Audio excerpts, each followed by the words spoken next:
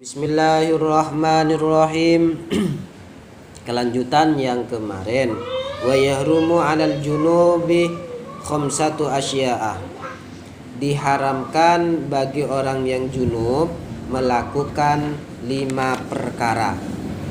Apa saja? Yang pertama as-sholatu, melakukan sholat. Jadi orang yang junub itu diharamkan melakukan sholat, baik sholat itu berupa sholat fardhu atau sholat sunnah. Ya, jadi nggak milih sholat apapun, pokoknya sholat fardhu ke sholat sunnah. Kalau nggak punya, kalau dalam keadaan junub hukumnya haram. Watsani, yang kedua, qiraatul Quran, membaca Al-Quran, baik membaca Al-Qurannya tersebut dalam keadaan pelan atau jahron. Jahron itu ya banter itu. Banter. Dibaca pelan atau dibaca banter. Itu hukumnya haram juga. Dikeluarkan Al-Quran, artinya tidak diharamkan walaupun dalam keadaan junub memegang Taurat, Injil, dan beberapa dzikir-dzikir yang diambil di dalam Al-Quran. Ya, artinya gini. Kita dalam keadaan junub biasanya membaca wiritan yang kebetulan ada di dalam Al-Quran. Misalnya Bismillahirrahmanirrahim. Dalam keadaan junub baca Bismillahirrahmanirrahim, niatnya berzikir, maka diperbolehkan. Tidak boleh bermaksud membaca Al-Quran. Artinya niatnya berzikir. Itu boleh walaupun dalam keadaan junub. Makan, baca Bismillahirrahmanirrahim dalam keadaan junub, boleh. Terus keluar dari Al-Quran seperti Injil, Taurat, itu diperbolehkan memegang, ya. Artinya tak haram walaupun dalam keadaan junub. Aku beda orang tanya. Kalau ada orang tanya, kalau kita pegang Injil atau Taurat boleh apa enggak? Enggak punya wudu. Ya boleh-boleh saja. Terus yang ke berapa? 3 ya.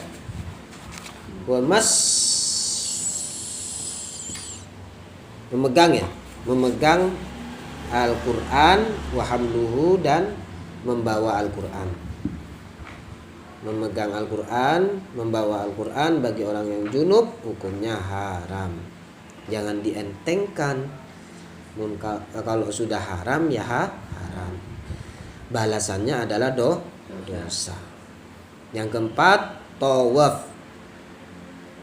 Baik tawafnya itu berupa tawaf fardhu atau tawaf sunnah.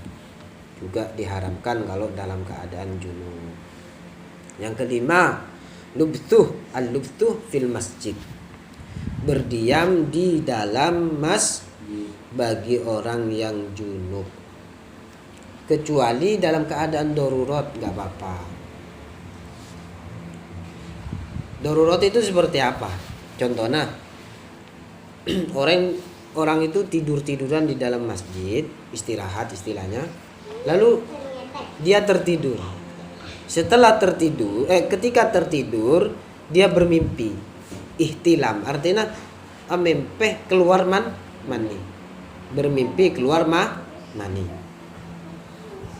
Maka dalam keadaan seperti itu orang tersebut tidak dihukumi haram, tapi tindakannya harus langsung keluar dari masjid.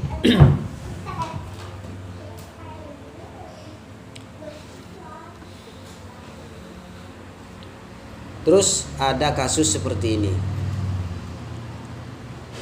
Orang itu tidur di dalam rumahnya. Ya. Bangun junub.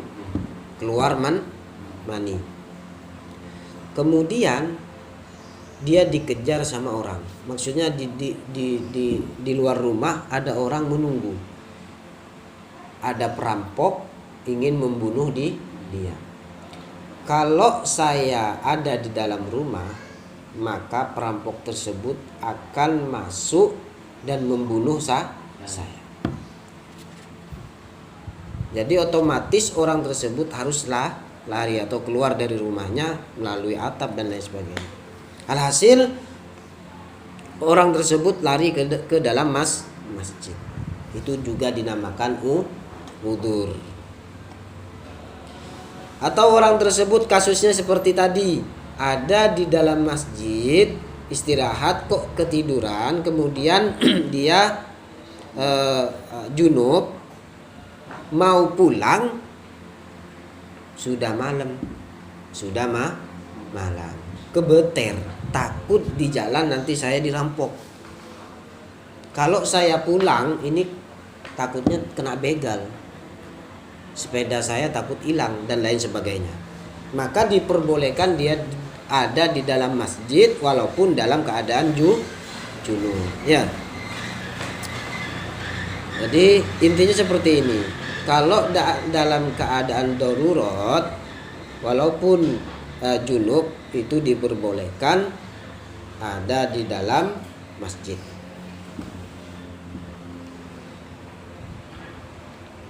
Terus lanjut. Dan juga diharamkan bagi orang yang hadas kecil ini. Kalau hadas besar kan sudah tadi 5 ya junub. Sekarang hadas kecil. Salah satu asya'a, yaitu 3 perkara haram bagi orang yang tidak memiliki wudu melakukan 3 perkara. Yang pertama as-sholatu, sholat. Sama dengan tadi, sholatnya itu berupa fardhu atau naflan. Kemudian yang kedua tawaf. Orang yang tidak memiliki wudu juga diharamkan melakukan tawaf. Sama dengan yang tadi, baik tawafnya itu berupa tawaf fardhu atau naflan atau sunnat, juga diharamkan. Paham ya? Nah. Terus wa massul mushaf wa hamluhu. Sama dengan yang tadi, memegang atau membawa Al-Quran juga bagi orang yang hadas kecil haram memegang atau membawa Al-Quran. Sekarang kalau tafsir gimana? Tafsir Al-Quran kan ada ya, Al-Quran terus ada tafsirnya ulama itu. Alhasil ada kitab namanya Tafsir Jalalain. Ya, di sana ada Al-Qur'annya, ada bahasa Arabnya, ada keterangan-keterangannya. Apakah boleh bagi orang yang junub, bagi orang yang tidak memiliki wudu memegang atau membawa? Boleh. Boleh. Maksudnya boleh, tidak haram. Karena tafsir Al-Quran itu lebih banyak tafsirnya daripada Al-Qurannya. Terjemahan gimana? Masuk apa enggak? Kan ada ya kitab yang di dalamnya ada terjemahan. Itu boleh apa enggak dipegang? Kalau kita enggak punya wudu maksudnya. Ya, boleh apa enggak? Tidak boleh. Karena itu bukan keterangan, cuman terjemahan Al-Quran itu ya, cuman terjemahannya saja, bukan keterangannya. Kalau keterangannya itu sama tafsirnya, tafsirin beda ya, tafsir sama terjemahan beda jauh. Keterangannya ada catatan kakinya dan lain sebagainya, asbabul nuzulnya, sebab-sebab turunnya ayat itu apa, kenapa ayat Quran ini turun, di mana, itu ada di tafsir Al-Quran. Kalau di terjemahan enggak ada. Selain dari tafsir, Ya, pengecualian ini, pengecualian dari mushaf atau Al-Qur'an. Selain dari tafsir, ada uang dinar atau dirham. Uang dinar atau dirham itu ada Al-Qur'annya. Ada tulisan Al-Qur'an, potongan-potongan Al-Qur'an. Saya tidak tahu bentuknya, cuman alhasil ini ada keterangannya. Ada uang atau uang logam atau uang kertas, itu ada tulisan Arabnya. Ada tulisan Al-Qur'an. Itu boleh apa enggak dipegang? Jawabnya boleh. Boleh saja kita memegang. Terus cincin yang di atasnya ada tulisan Al-Qur'annya, itu boleh. Kan banyak sekarang ya cincin ditulis-tulis ya, ditulis secara Arab, ditulis jim dan lain sebagainya seperti itu. Wa akhawatuhu.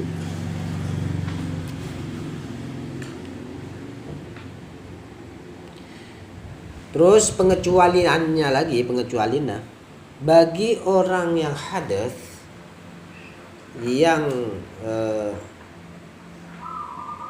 anak-anak kecil dalam keadaan belajar A, B, tapi dia sudah pinter, sudah tamyiz, dia pinter sehingga bisa baca Al-Qur'an dalam umur 4 tahun bisa membaca Al-Qur'an. Maka anak tersebut tidak diharamkan walaupun dalam keadaan tidak punya wudu. Kalau niatnya belajar Al-Qur'an atau taklim Al-Qur'an boleh. Jadi buat anak-anak ini umur 4 tahun misalnya, anak-anak ini rok musola kan banyak ya. Maju tak kira tahu wudu kabir Pak. Bede lemari Al-Qur'an, bede kilip alipan, bede ki juz amma, ya. Itu enggak apa-apa. Artinya audu cong, jadi ya. Audu cong kaki anu. Tapi kalau pemberitahuan enggak apa-apa. Kalau bisa nak, kalau megang Al-Qur'an itu harus wudu dulu. Jangan kok mulai mun ki audu sengkang. Tak apa bro. Ajarin serta kok mulai. Jadi intinya dia, mun dalam keadaan belajar enggak apa-apa. Ya. Kalau anak kecil ya. Mun sudah balik enggak boleh. Harus diajarin.